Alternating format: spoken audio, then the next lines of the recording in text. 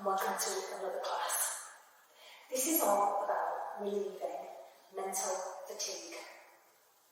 So these are all standing poses, and the next video will be for mental fatigue, but all seated poses. Let's do a little bit of breath work first. I'd like you to close your eyes and let your arms hang by the sides of the body. Take a really slow, deep breath in and feel that you can fill up the whole of the body with that breath. As you exhale, exhale slowly and be aware of the breath draining away. And as it does, allow your body to soften and relax.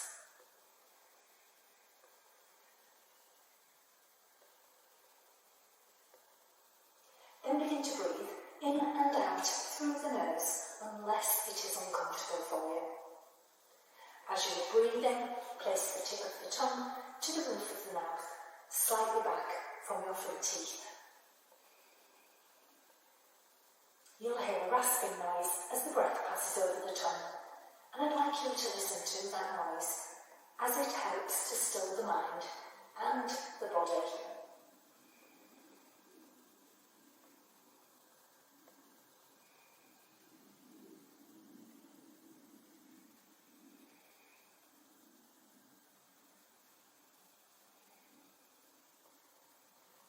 When you next inhale, inhale slowly and send the breath into the tummy as well as the lungs, and allow the torso to expand in all directions. And as you exhale, allow the torso to soften.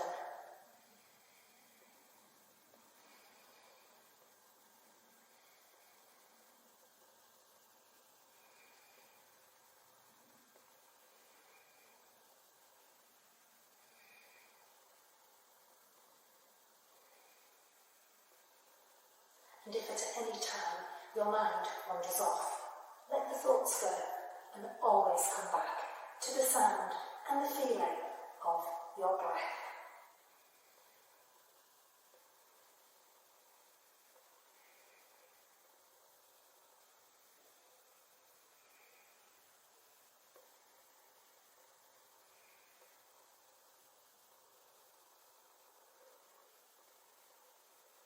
And then when you are ready, open your eyes, come back to the room, and let's begin. We are going to start with Tadasana mountain pose. Feet should be hip distance apart, weight down into the soles of both feet, very evenly. Core control and pelvic floor. Then rise up very slightly onto the balls of the feet. From there, push into the pads of the toes, particularly the big toe side. Then rise up as high as you possibly can, pushing down on those toes. Feel yourself balanced on the pelvis, chin slightly under and jaw relaxed, and gaze soft. And you can raise the arms out and bring them all the way up to the crown of the head if you want to. Or you may want to keep the arms to the sides or even on the hips.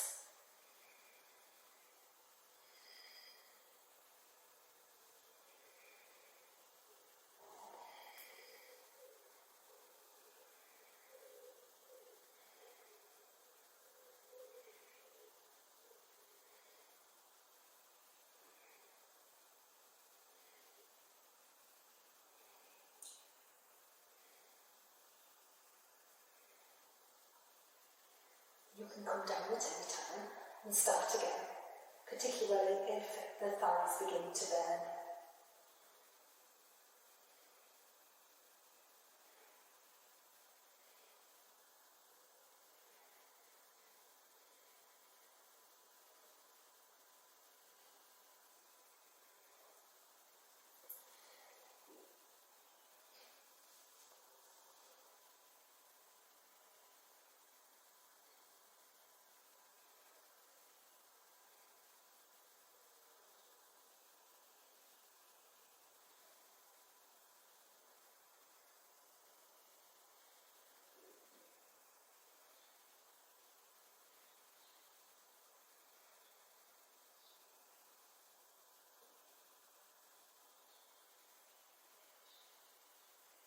and to come out of it.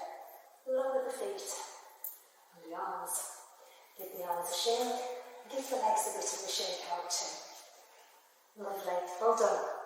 So we're going to do an arm movement next, and this is known as reverse prayer. I'm just going to turn around so you can see what I'm doing. Okay.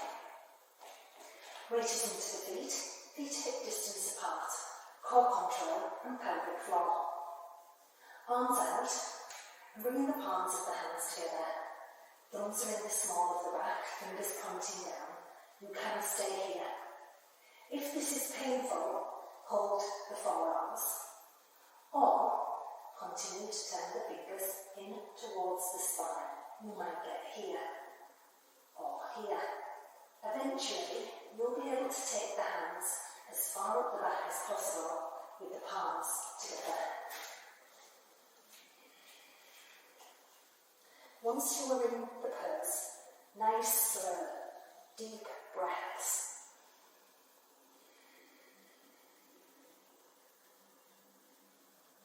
And breathing into the tummy and the lungs. The torso expands, and on the exhale, relaxes, and sometimes you can take the arms and hands deeper into the pose.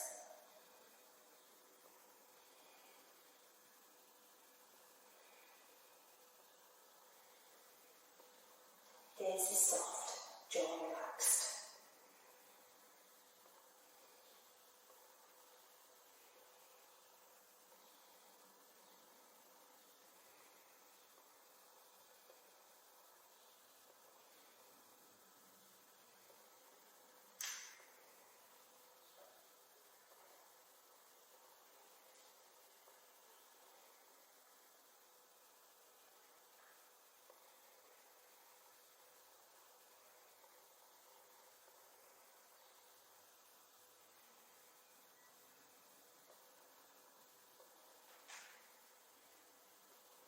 When you're ready to come out of the pose, simply peel the fingers away from each other and let the arms hang down. Feel the weight of the arms drop into the fingertips. Give the arms a shake. Roll the shoulders if you need to. We're next going to do what is known as cow face Gomukhasana, but this is just the arm part of it. I'll once more turn around so you can see what I'm doing. Feet hip distance apart, core control. Arms out, dropping the right hand into the top of the back, swinging the left arm up. Fingers sometimes touch. If they don't, you can use a resistance band between the hands.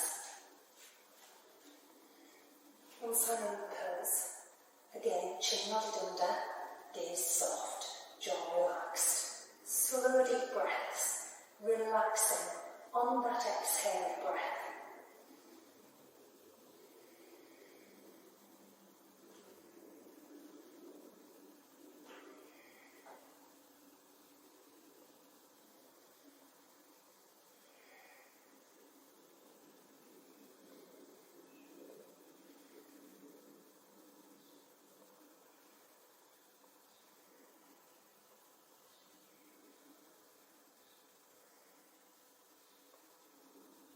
You may want to close your eyes like I do.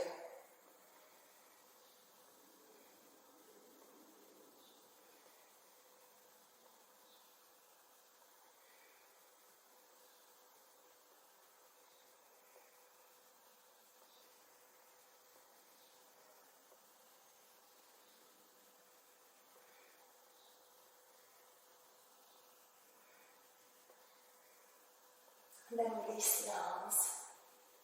Give the arms a shake. And we'll do exactly the same on the other side. Arms out, dropping the left hand into the top of the back, swinging the right arm up. And remember, you can use a resistance band between the hands if they don't meet. Otherwise, it's unnecessary.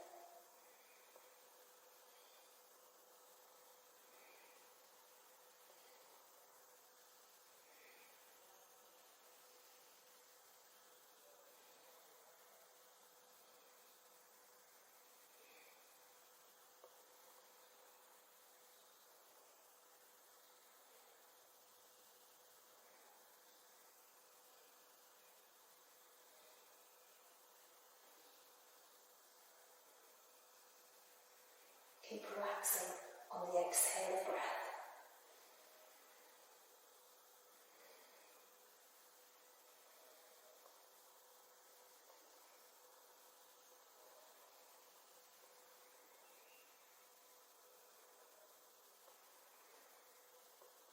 When you're ready, take the arms out, give the arms a shake, and if you want to, roll the shoulders. Okay, so the next one we're doing is a wide leg forward fold. Then we'll do a downward dog and we'll go into Shavasana for a really nice relaxation. For wide leg forward fold, I'd like you to step your feet apart. Wide stance, but don't overstretch.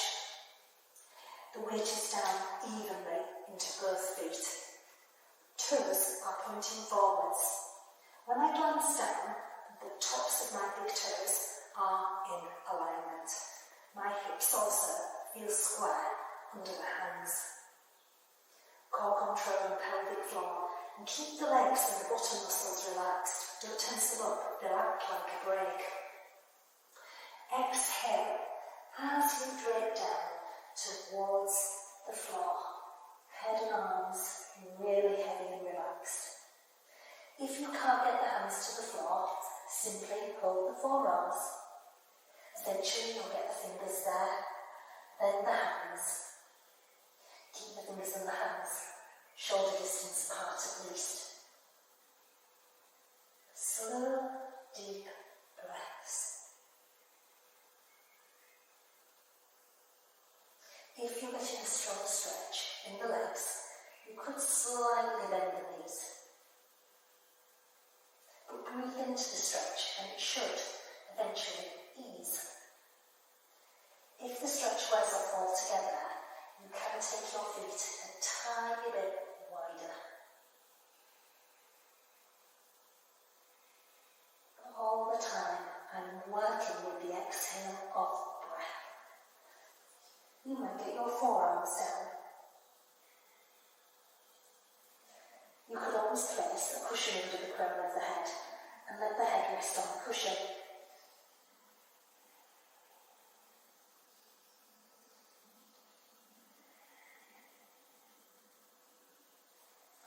Eventually, you'll be able to rest the crown of the head very gently on the mat.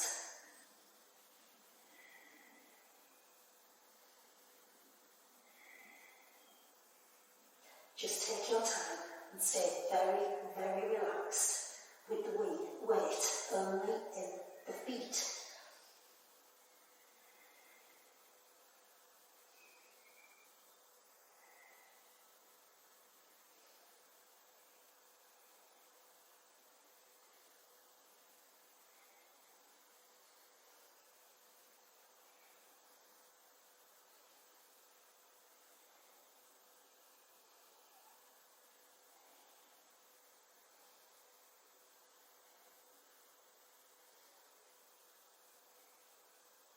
When you want to come out of the pose, push into the hands, lift away from the mat with the head, and come on to the fingers. You can shuffle the feet in, or roll up from a wide leg stance. But breathe in as you roll up, allowing the spine to stack and the head to come up last. Very important for keeping your physical alignment and the spine healthy. And then you can release the pose altogether. Okay, we're going to do a downward dog. So I'm just coming down onto the floor into an all fours position.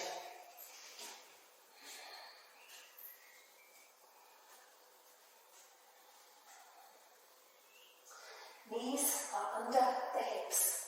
Knees and feet are hip distance apart. Core control, pelvic floor, little fingers on the outside edge of the mat. Fingers splayed.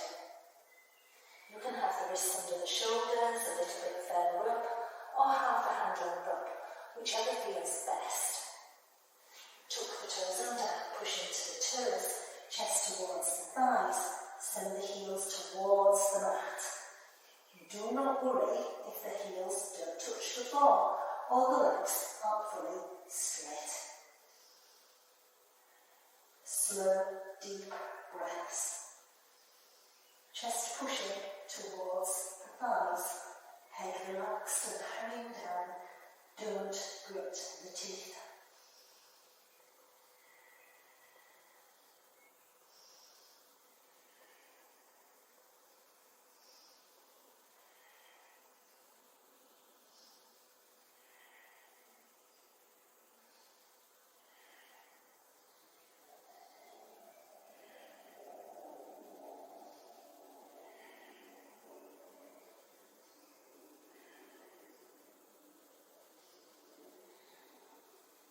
The aim is to hold downward dog for about 2 to 3 minutes, but sometimes being upside down doesn't feel very nice, so at any time, come out of it, rest back in child's pose, take a moment, you can always go back into it if you want to.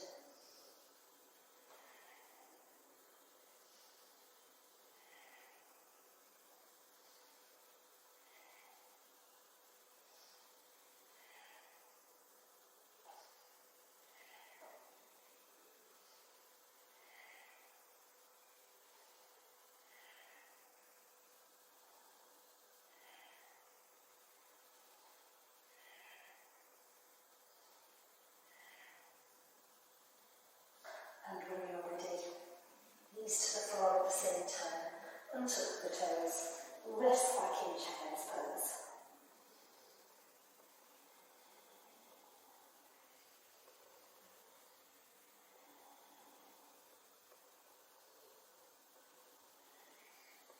And now we're going to go into Shavasana.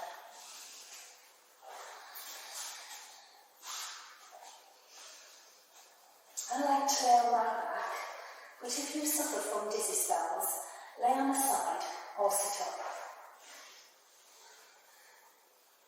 You can have the knees bent or the legs out long like me. I also like to have my arms by the sides of the body, with the palms upwards. As you are breathing, make sure that the tongue is relaxed in the mouth and you are not gritting your teeth. Be aware of the rise and the fall of your chest and the sound of your breath.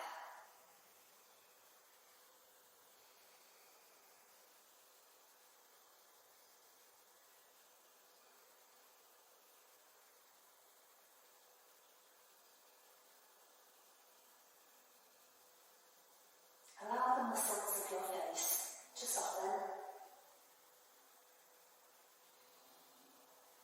and notice how the back of the head relaxes into the floor a little bit more.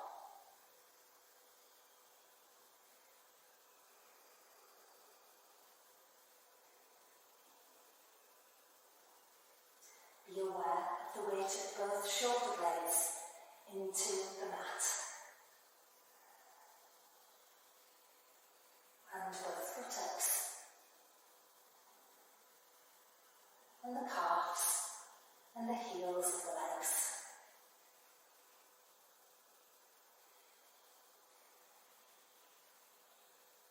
And just imagine that every time you exhale, those areas can melt into the floor a little bit more.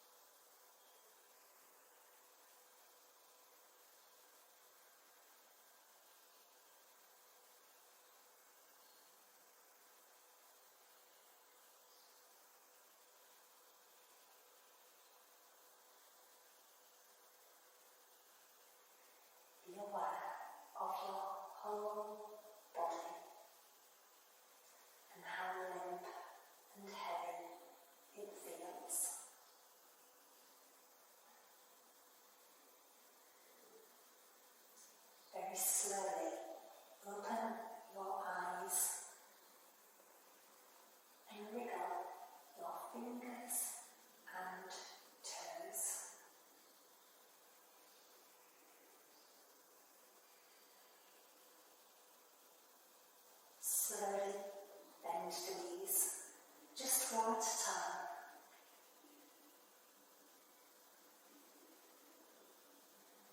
Move your body slightly.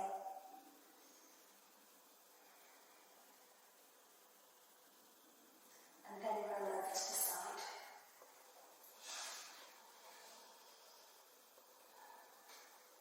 But only come to sitting when you are ready. Thank you for joining me.